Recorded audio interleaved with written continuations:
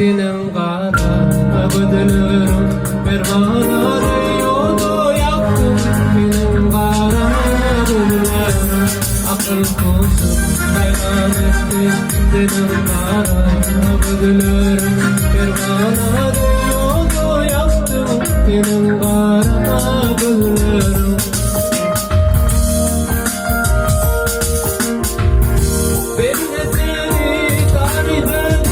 Görenin aklında yedir, ben de seni tarif eder. Görenin aklında yedir, bu sırtına heyran eder. Benim kara gözlerim, bu sırtına heyran eder. Benim kara gözlerim, akıl kusur hayran etti. Benim kara gözlerim pervane yolu yaptım senin kara gözlerim akıl kusur hayal ettim senin kara gözlerim pervane yolu yaptım senin kara gözlerim.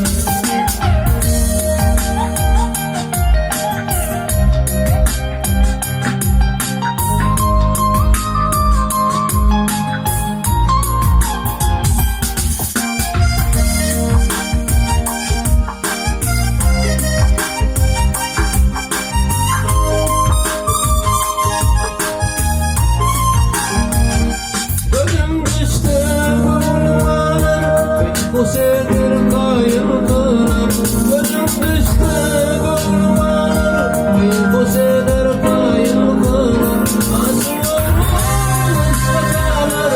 Benim kara gözlerim, asıl olmaz sakalar.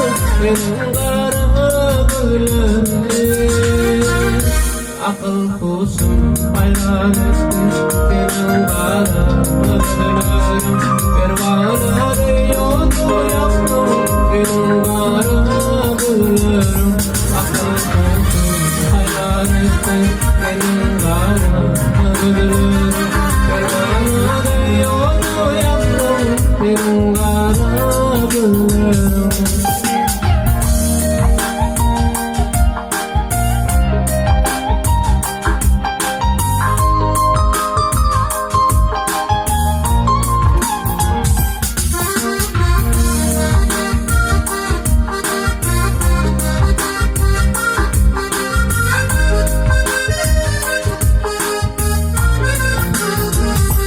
Ben de seni tarif eder, görenim aklında yedir.